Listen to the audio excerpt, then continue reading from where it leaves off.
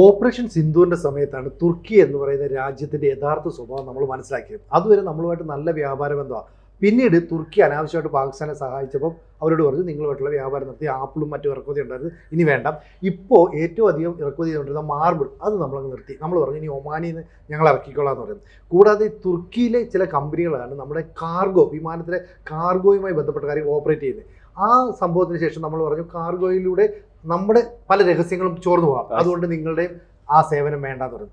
ഇതിനപ്പുറത്തേക്ക് ഇപ്പോൾ സിറിയയുടെ അതിർത്തിയിൽ തുർക്കി അവരുടെ വ്യോമ പ്രതിരോധ സംവിധാനവും മിസൈലും ഒക്കെ നിക്ഷേപിക്കുക. കാരണം അത് ഒരുക്കി വെക്കുന്നത് എന്തിനാ വെച്ചാൽ ഇസ്രയേൽ അതുവഴിയുള്ള വ്യോമ പാത ഉപയോഗിക്കുകയോ ഏതെങ്കിലും രാജ്യത്തെ ആക്രമിക്കാൻ ശ്രമിക്കുകയൊക്കെ ചെയ്താൽ ഒരു പണി കൊടുക്കാമെന്ന് പറഞ്ഞു. ചുരുക്കം പറഞ്ഞാൽ തുർക്കി പണി ഇരന്ന് വാങ്ങാനായിട്ട് വീണ്ടും വീണ്ടും വരുന്നു. അങ്ങനെയാണോ മനസ്സിലാക്കുക? അല്ല, തുർക്കിയെ നമ്മൾ പറയുന്നത് ഇന്റു ഇട്ടു.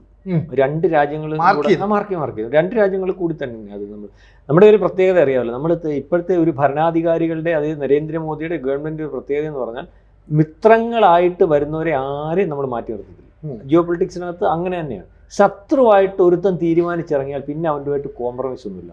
തുർക്കി തീരുമാനിച്ചു, നമ്മൾ പലവട്ടം സഹായിച്ചത്. അവൻ്റെ ഭൂകമ്പം ഉണ്ടായപ്പോൾ സഹായിച്ചു, പട്ടിണി വന്നപ്പോൾ സഹായിച്ചു, മരുന്ന് കൊടുത്ത് സഹായിച്ചു, കൊറോണ വന്നപ്പോൾ സഹായിച്ചു, പല രീതിയിലൊക്കെ സഹായിച്ചതിനെല്ലാം അവൻ അന്നേരം നമുക്ക് പണി വന്നുകൊണ്ടിരുന്നതാ. ഇതിനു മുമ്പ് നമ്മുടെ ഈ കുറെ അരി എവിടെ കയറിപ്പോയിട്ട് ഗോതമ്പ് അരി കയറിപ്പോയപ്പം ക്വാളിറ്റി ഇല്ല. എന്നിട്ട് ഇസ്രായേൽ എന്ന് പറയുന്ന രാജ്യം അതെടുത്തിട്ട് അതിന്റെ ക്വാളിറ്റി പരിശോധിച്ചിട്ട് ലോകത്തിന് കാണിച്ചു കൊടുത്ത് ഇതിനകത്തൊരു കുഴപ്പമില്ല.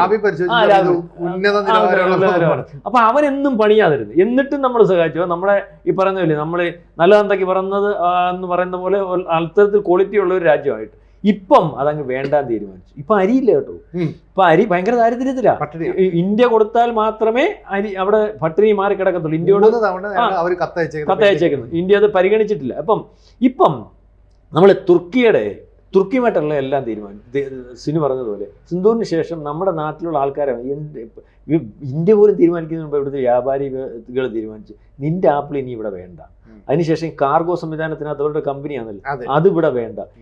അവർ ടൂറിസ്റ്റ് നമുക്കറിയാലോ, നിങ്ങളൊരു ബിസിനസ് ചെയ്യുന്ന, നിങ്ങളുടെ ബിസിനസ് ചെയ്യുന്നത് ടൂറിസ്റ്റ് കേന്ദ്രങ്ങളിൽ അല്ലെങ്കിൽ അത് നടത്തിപ്പുകാരാകോ ലോകത്തിലേക്കുള്ള അല്ലെങ്കിൽ അത്തരത്തിലുള്ള ടൂറിസ്റ്റ് നടത്തിപ്പുകാർ ഇന്ത്യയിൽ അവർ തീരുമാനിച്ചു ഇനി തുർക്കിയിലോട്ട് ആളിനെ വിടുന്നില്ല. അവിടെ നിന്ന് പറഞ്ഞ് വേണ്ട, തുർക്കി പോകണ്ട, നിങ്ങൾക്ക് വേറെ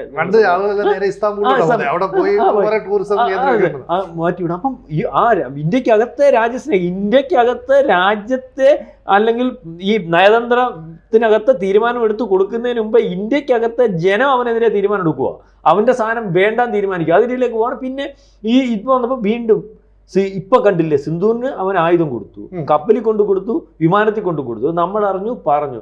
രണ്ടാമത് ഡൽഹി ഓപ്പറേഷന് ശേഷം അവിടെ നമ്മൾ അടിക്കുമെന്ന് കണ്ട് റെഡ് അലേർട്ട് പ്രഖ്യാപിച്ച് അവിടുന്ന് ഒരു വിമാനം മേപ്പോട്ട് പൊങ്ങിയത് ഓർമ്മകൾ താഴെ കിടപ്പുണ്ട്. അത് ഇന്ത്യയുടെ ആണെന്ന് നാട്ടുകാർ പറയുന്നത്, ഇന്ത്യ അടിച്ചിട്ടേ നാട്ടുകാർ പറയുന്നു. ഓർമ്മയുണ്ടല്ലോ, ഈ തുർക്കി ബോർഡറിൽ ഈ ഒരു വിമാനം അന്ന് 20 സൈനികരെ കൊണ്ട് ഇന്ത്യ ഒന്നും സംഭവിച്ചിട്ടില്ല. എന്തായാലും തുർക്കിയെ തകർന്നു. ഇപ്പം നമ്മൾ ഇതെല്ലാം തീരുമാനിക്കേണ്ട മാർബിളിന്റെ ഏതാണ്ട് 44,000 ഏതാണ്ട് ടൺ മാർബിളാണ് കേട്ടോ. 44,955 കോടിയുടെ മാർബിളാണ്.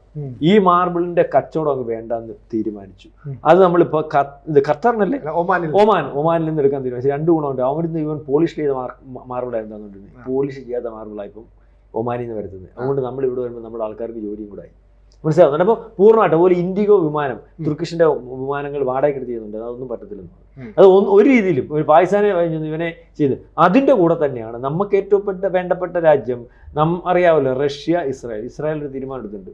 കാരണം സിറിയൻ ബോർഡർ ഉണ്ടല്ലോ, സിറിയൻ ബോർഡറിൽ മൊത്തവുമാർ ലെസർ പ്രതിരോധ സംവിധാനം, ആൻറ്റി ഡ്രോൺ അല്ലെങ്കിൽ വിമാനങ്ങളെല്ലാം നിരീക്ഷിക്കാനുള്ള പ്രതിരോധ സംവിധാനങ്ങൾ, അത്തരത്തിലുള്ള ഡ്രോൺ പ്രതിരോധ സംവിധാനങ്ങളൊക്കെ സ്ഥാപിച്ചിരിക്കും. ഇതിൻ്റെ കുഴപ്പമെന്ന് പറഞ്ഞാൽ ഇസ്രായേൽ എപ്പോഴും ഇവൻ്റെ വ്യോമപാത ഇവൻ അടച്ചിരിക്കുകയാണ്. ഇസ്രായേൽ ഈ ഉപയോഗിക്കുന്നത് ഇറാനും ഇറാഖിലും ഒക്കെ അത് ഉപയോഗിക്കുന്നത്. അപ്പം ഇതിൻ്റെ കുഴപ്പമെന്ന് പറഞ്ഞാൽ ഇസ്രായേലിൻ്റെ പല കാര്യങ്ങളും നിരീക്ഷിക്കാൻ സാധിക്കുന്ന ഒരവസ്ഥയിലേക്ക് കാര്യങ്ങൾ എത്തിക്കുന്നു.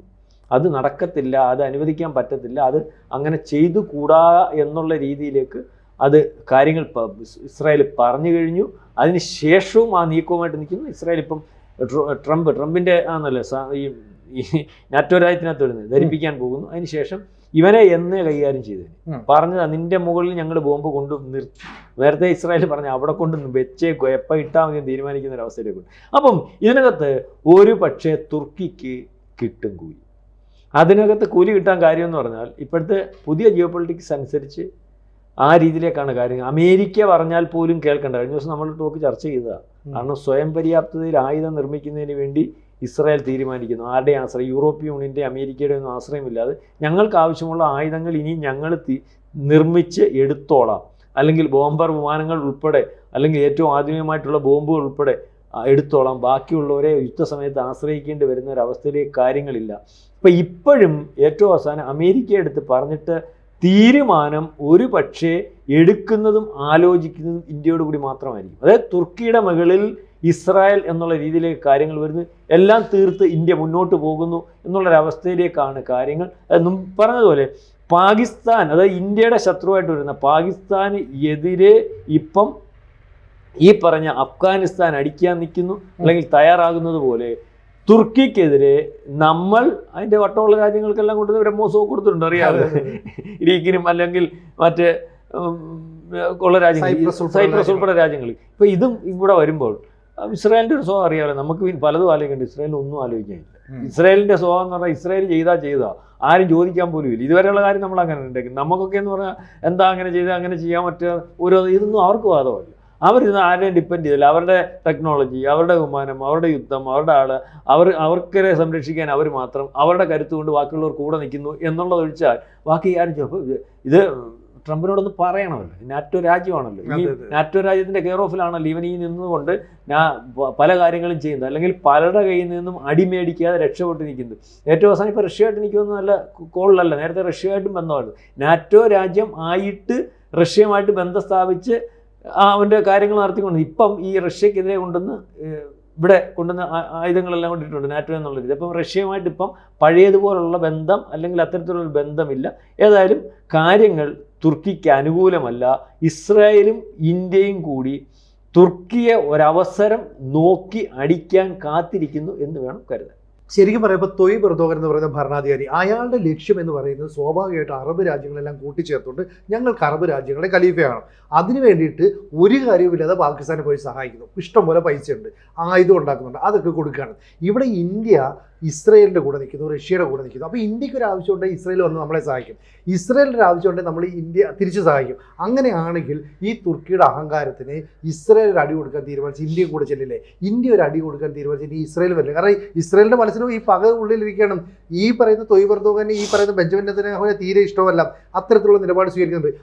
ആകെ ചെയ്യാത്ത എന്താണെന്ന് പറഞ്ഞാൽ ഈ തുർക്കി ഇപ്പം നാറ്റോ ആണ്, അല്ലെങ്കിൽ നാറ്റോ സഖ്യത്തിലുണ്ട് എന്നുള്ള ഒറ്റ കൺസിഡറേഷനിലാണ് ഈ ഇസ്രയേൽ കയറി അടിക്കാത്തത്. പക്ഷേ ഇനിയും കാത്തിരിക്കും. അങ്ങനെ അല്ല, ഇപ്പം ചോദിച്ച ചോദ്യത്തിന് കൃത്യമായിട്ടൊരു ഉത്തരവുണ്ട്. 100% ചെയ്തിട്ട്. ഇപ്പം നമ്മൾ ഈ മിഡിൽ ഈസ്റ്റ് നടന്ന യുദ്ധത്തിനകത്ത് മൊത്തവും ഷിപ്പ് കണക്കിന് ആയുധം എവിടുന്നാണ് പോയത്?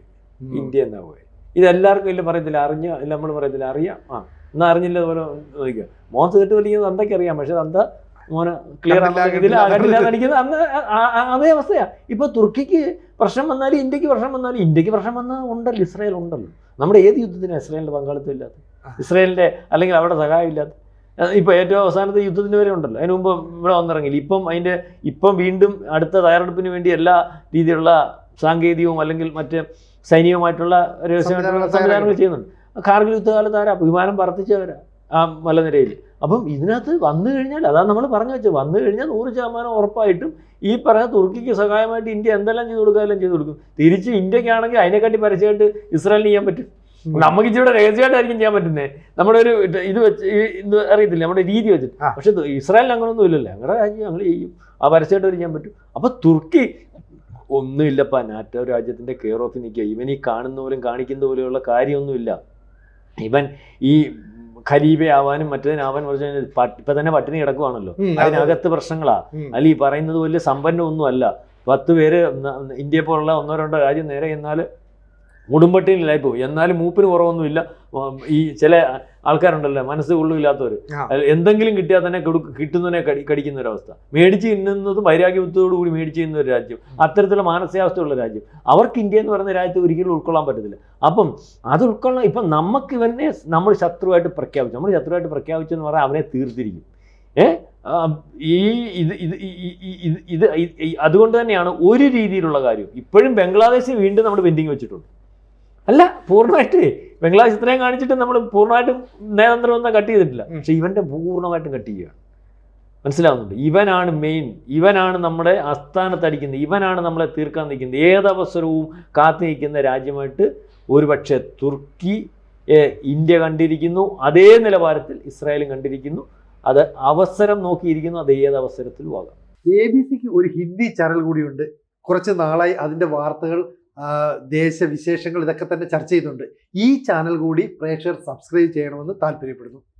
കൂടുതൽ വാർത്തകളും വിശേഷങ്ങളും നിങ്ങളിലേക്ക് എത്താൻ ABC മലയാളം സബ്സ്ക്രൈബ് ചെയ്യുക, ബെൽ ബട്ടണും അമർത്തുക.